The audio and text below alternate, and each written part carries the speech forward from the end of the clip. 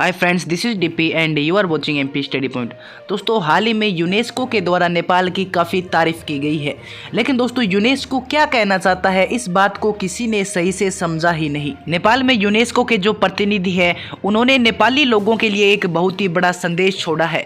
उन्होंने दोस्तों स्पष्ट भाषा में ये कहा है कि नेपाल को दुनिया ज़्यादा जानती है, लेकिन नेपाल के जो लोग हैं वो नेपाल को जानते ही नहीं है। नेपाल में कितनी ताकत है, नेपाल की संस्कृति क्या है, नेपाल की विरासत क्या है, नेपाल का इतिहास क्या है, ये नेपाली लोग अच्छे से जानते ही नहीं, या फिर जो लोग जानते हैं वो इसका प्रचार नहीं करते। तो दोस्तों इस वीडियो में हम देखेंगे कि नेपाल में जो यूनेस्को के प्रतिनिधि है उन्होंने नेपाल के लिए क्या कहा है, नेपाली लोगों को क्या संदेश दिया है, इस पर हम पूरी विस्तार से और आसान भाषा में चर्चा करेंगे। तो आप वीडियो के अंत तक बने रहें। साथ ही अगर आप इस चैनल पर नए हैं तो चैनल को सब्सक्राइब करके बेल नोटिफिकेशन ऑन कर लें, ताकि इस प्रकार की प्रत्येक अपडेट आप तो पहुंच के सबसे पहले। तो चलिए शुरू करते हैं आज का इंपॉर्टेंट वीडियो। दोस्तों कुछ समय पहले ही नेपाल की जो बुद्धिस्ट है एनी चोइङ ट्रोल्मा, उन्होंने नेपाल के बारे में जो बात कही थी, उन्होंने नेपाली लोगों को जो संदेश दिया था, अब वही बात नेपाल के अंदर जो यूनेस्को के प्रतिनिधि है माइकल क्रॉफ्ट वो कहना चाहते हैं। और दोस्तों नेपाल के बारे में नेपाल की बुद्धिस्ट एनी चोइङ ट्रोल्मा ने क्या कहा है, नेपाली लोगों को उन्होंने क्या संदेश दिया है, इस पर हमने एक प्रॉपर वीडियो बनाया है। कुछ इस प्रकार का थंबनेल आपको दिखाई देगा, आप हमारे चैनल की प्लेलिस्ट में जाकर देख सकते हैं, या फिर इस वीडियो के लास्ट में एड स्क्रीन में आपको वो वीडियो मिल जाएगा, तो आप यहां से डायरेक्ट इस वीडियो को देख सकते हैं। और दोस्तों अब मैं आपको बताता हूं कि नेपाल में यूनेस्को के जो प्रतिनिधि है माइकल क्रॉफ्ट, उन्होंने नेपाल के बारे में क्या कहा है, और नेपाली लोगों को उन्होंने एक प्रकार से हम कह सकते हैं दोस्तों बहुत ही बड़ी बात कही है।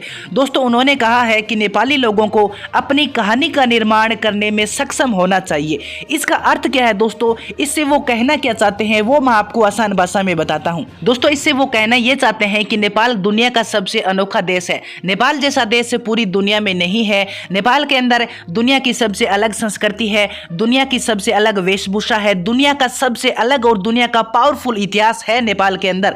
लेकिन दोस्तों नेपाल के जो लोग हैं वो इसको समझने में ढील कर रहे हैं, या फिर हम कह सकते हैं कि नेपाली लोगों ने नेपाल के इतिहास को सही प्रकार से समझा ही नहीं है। और नेपाल की जो संस्कृति है वो समृद्ध राष्ट्र का सबसे अच्छा वर्णन करता है। यानी दोस्तों नेपाल के अंदर संस्कृति बहुत ही अच्छी है, लेकिन नेपाल के जो लोग हैं वो इसको सही प्रकार से समझकर दुनिया में इसका प्रचार नहीं कर रहे हैं। नेपाली लोग ये महसूस नहीं कर रहे हैं कि नेपाल दुनिया का अनोखा देश है। नेपाली लोग नेपाल को विश्व में प्रसिद्ध करने के लिए मेहनत नहीं कर रहे हैं। इसके अलावा दोस्तों नेपाल में यूनेस्को के जो प्रतिनिधि है माइकल क्रॉफ्ट, उन्होंने ये भी कहा है कि कभी कभी मुझे ऐसा लगता है कि नेपाल को बाहरी लोगों द्वारा परिभाषित किया गया है, और अब भी बाहरी लोगों के द्वारा नेपाल को परिभाषित किया जा रहा है। तो दोस्तों इसका अर्थ क्या है, इससे वो कहना क्या चाहते हैं मैं आपको बताता हूं। दोस्तों इससे माइकल क्रॉफ्ट ये कहना चाहते हैं कि नेपाल को बाहरी दुनिया के जो लोग हैं वो ज़्यादा जानते हैं, और नेपाल के जो खुद लोग हैं वो नेपाल को नहीं जानते।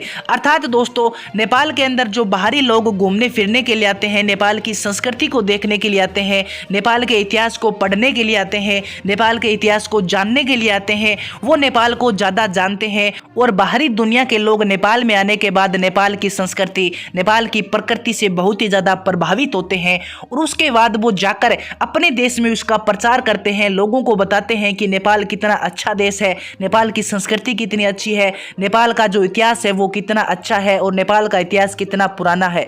लेकिन दोस्तों नेपाल के जो लोग हैं वो ये जानते ही नहीं कि हम नेपाल के अंदर रहते हैं, एक ऐसा देश जो दुनिया का सबसे अनोखा देश है। नेपाल के लोग नेपाल को बनाने के लिए, नेपाल के लोग नेपाल को सुदृढ़ बनाने के लिए अपनी मेहनत नहीं कर रहे हैं, इससे वो ये कहना चाहते हैं। और दोस्तों माइकल क्रॉफ्ट ने ये भी कहा है कि अब समय आ गया है, नेपाली लोगों को उठना चाहिए, नेपाल के जो युवा लोग हैं उनको उठना चाहिए, और अपने नेपाल को बनाने के लिए, अपने नेपाल को पूरी दुनिया में फेमस करने के लिए उन्हें आगे आना चाहिए। और नेपाली लोगों को ये समझना चाहिए कि नेपाल क्या है और नेपाल क्या चाहता है।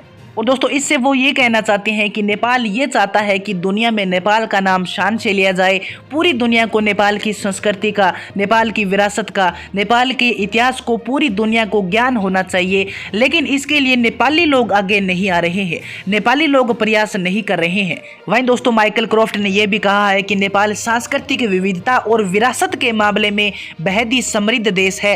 यानी दोस्तों नेपाल दुनिया की सबसे ऊंची चोटियां और सुंदर प्रकृति की तुलना में बहुत बहुत ही अधिक फेमस है।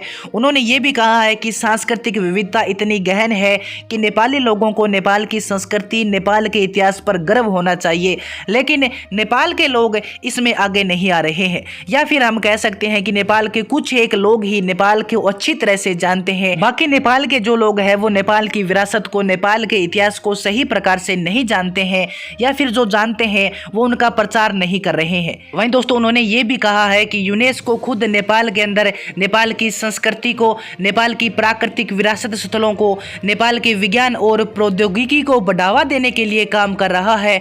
लेकिन अब समय आ गया है कि नेपाल के लोगों को भी हमारे साथ मिलना चाहिए, नेपाल के लोगों को आगे आना चाहिए, नेपाल के इतिहास को समझना चाहिए और पूरी दुनिया में नेपाल को अलग स्थान दिलाने के लिए नेपाली लोगों को भी कुछ प्रयास करना चाहिए। तो दोस्तों नेपाल में जो यूनेस्को के प्रतिनिधि है माइकल क्रॉफ्ट, उन्होंने नेपाली लोगों को ये संदेश दिया है।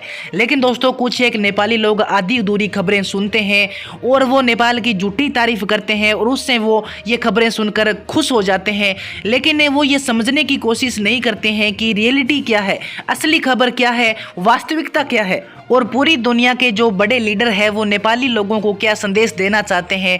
इस बात पर नेपाली लोग गौर नहीं कर रहे हैं। हालांकि दोस्तों कुछ लोगों के द्वारा खबरों को तोड़ मरोड़ कर पेश किया जाता है, नेपाल की झूठी तारीफ की जाती है और उससे लोग खुश हो जाते हैं और खबरों पर सही विश्लेषण नहीं करते हैं, सही रिसर्च नहीं करते हैं।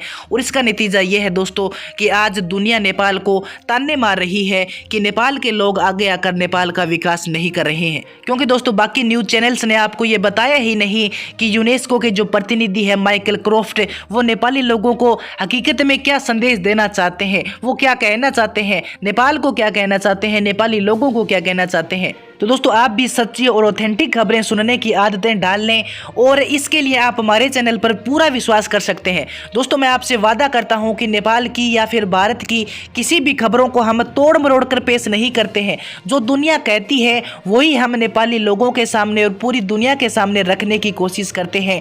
हम झूठी तारीफ नहीं करते हैं। हम जो नेपाली लोगों के लिए दुनिया संदेश देती है वो आप तक पहुँचाने का काम करते हैं। इसलिए दोस्तों आप इस चैनल को ज़्यादा से ज़्यादा सब्सक्राइब करें, इस वीडियो को ज़्यादा से ज़्यादा लोगों के पास शेयर करें ताकि दुनिया को ये पता चल सके कि यूनेस्को ने नेपाली लोगों को क्या संदेश दिया है और वो नेपाली लोगों को क्या कहना चाहते हैं। तो दोस्तों आज की वीडियो में इतना ही, मिलते हैं अगली वीडियो में एक नई अपडेट के साथ।